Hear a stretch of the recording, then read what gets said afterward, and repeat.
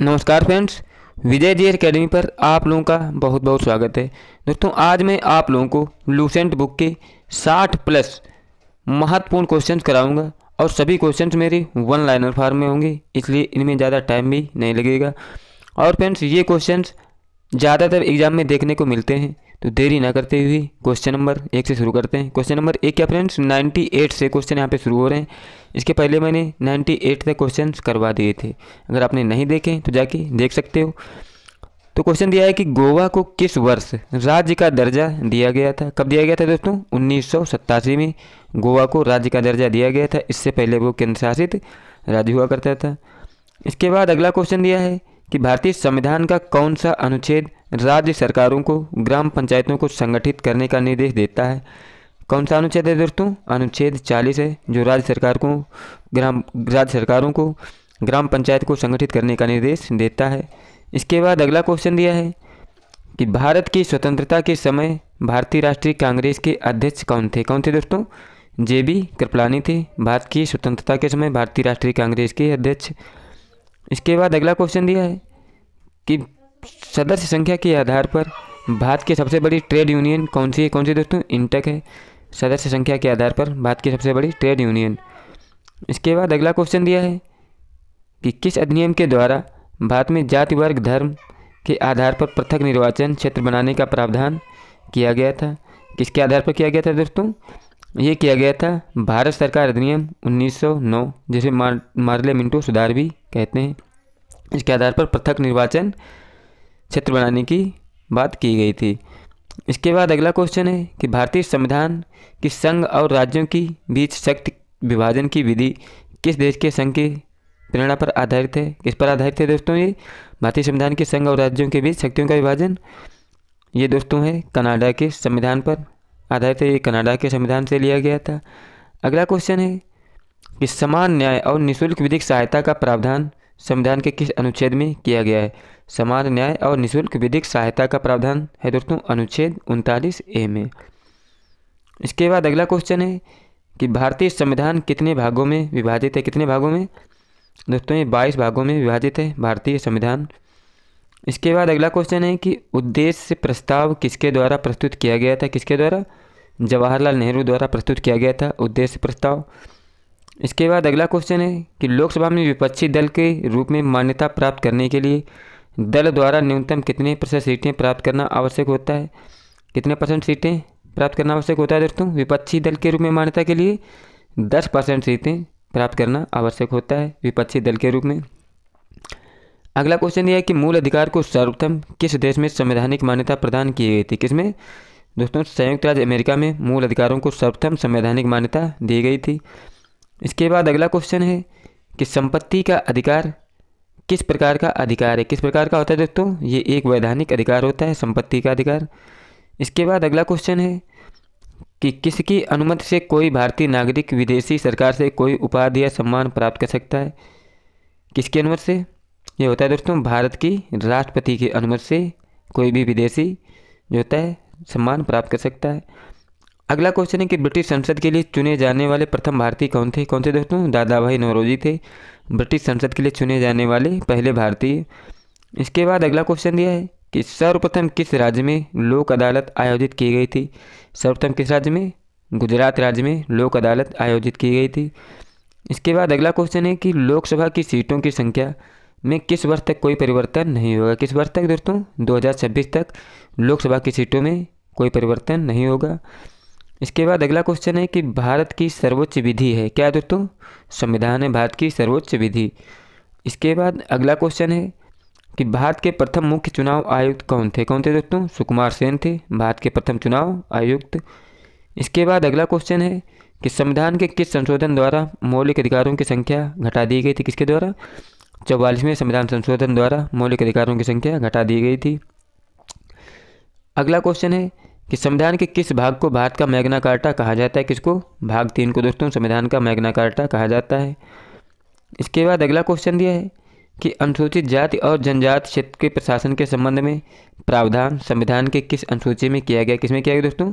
5वीं और 6ठी अनुसूची में जो दिया गया है अनुसूचित जाति और जनजाति के प्रशासन के संबंध में।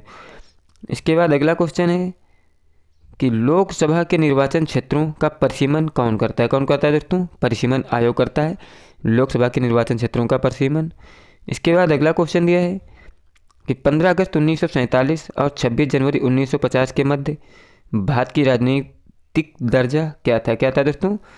ये था एक ब्रिटिश राष्ट्रकुल का एक अधिराज्य था 15 अगस्त से 26 जनवरी 1950 तक। इसके बाद अगला क्वेश्चन है कि राष्ट्रपति कितने समय अंतराल के पश्चात वित्त आयोग का गठन करता है? कितने? प्रत्येक 5 वर्ष के बाद जो होता है वित्त आयोग का गठन करता है राष्ट्रपति। अगला क्वेश्चन है कि कानून निर्माण हेतु प्रस्तावित विधेयक के कितने वाचन होते हैं? कितने होते हैं दोस्तों? 3 वाचन होते हैं कानून निर्माण हेतु प्रस्तावित विधेयक पर वाचन। अगला क्वेश्चन है कि राष्ट्रपति के निर्वाचन के लिए न्यूनतम आयु कितनी होती है? कितनी होती है दोस्तों? 35 वर्ष होती है। इसके बाद अगला क्वेश्चन दिया है कि संविधान में मूल कर्तव्यों को शामिल करने का विचार किस देश के संविधान से लिया गया था? किस देश से लिया गया था दोस्तों? ये लिया गया था सोवियत संघ से लिया गया था। और इसके बाद अगला क्वेश्चन है कि उपराष्ट्रपति के चुनाव में मतदाता होता है? कौन होता है दोस्तों? संसद सदस्य जो होते हैं उपराष्ट्रपति के चुनाव में मतदाता होते हैं। अगला क्वेश्चन है कि किसकी अनुमति के बिना राज्य की विधानसभा में कोई धन विधेयक पेश नहीं किया जा सकता है? किसकी अनुमति के बिना? राज्यपाल की अनुमति के बिना विधानसभा में कोई धन विधेयक नहीं पेश किया जा सकता है। अगला क्वेश्चन है कि राष्ट्रपति का अभिभाषण कौन तैयार करता है? कौन तैयार करता है दोस्तों? केंद्रीय मंत्रिमंडल तैयार करता है राष्ट्रपति का अभिभाषण।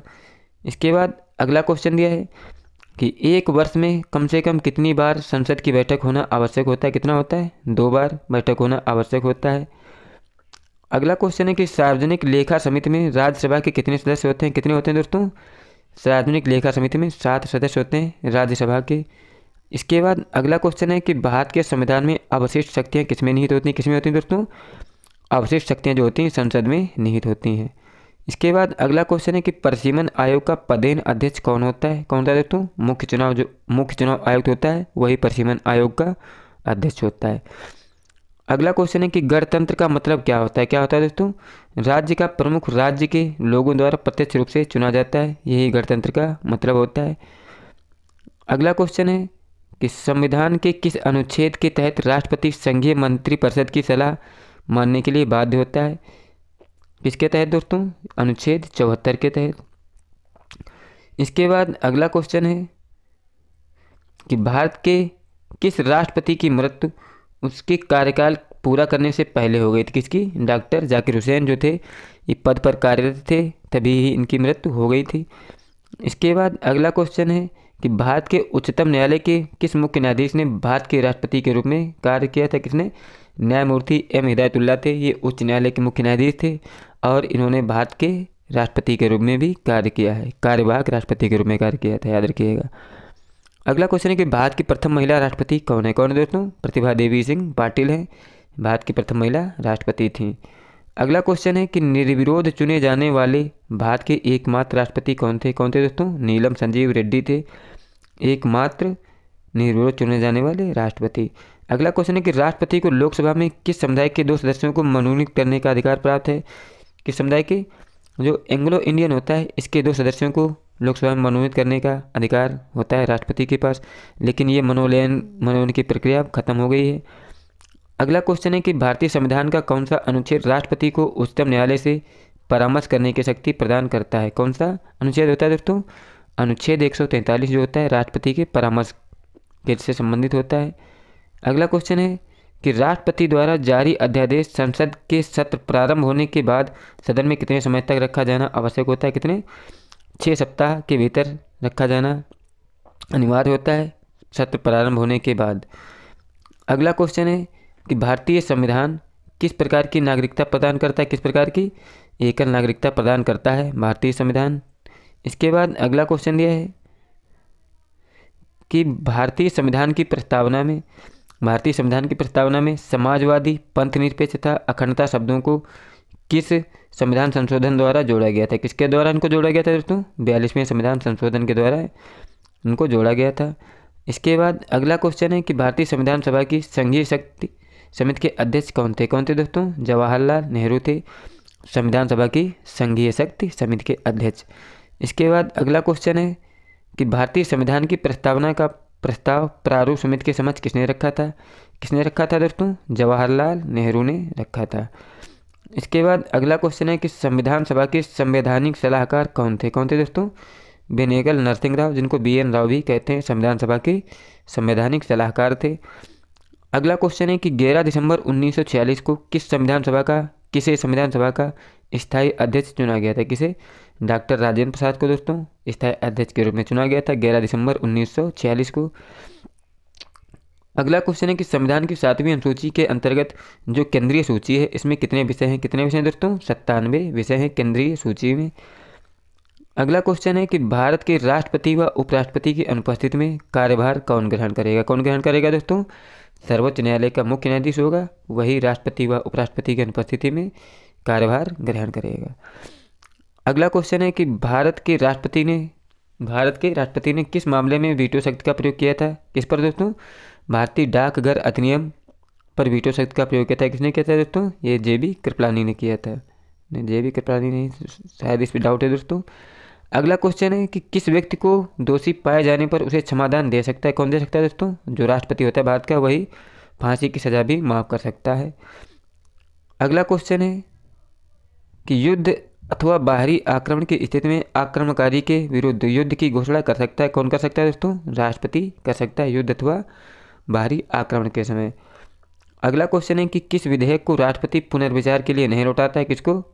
जो धन विधेयक होता है, इसे राष्ट्रपति पुनर्विचार के लिए नहीं लौटाता है। इसके बाद अगला क्वेश्चन है कि कौन सा व्यक्ति कार्यवाहक राष्ट्रपति तथा उच्चतम न्यायालय का मुख्य न्यायाधीश रहा है? कौन? अभी हमने बताया था, M हिदायतुल्लाह है, कार्यवाहक राष्ट्रपति तथा उच्चतम न्यायालय की मुख्य न्यायाधीश रही हैं।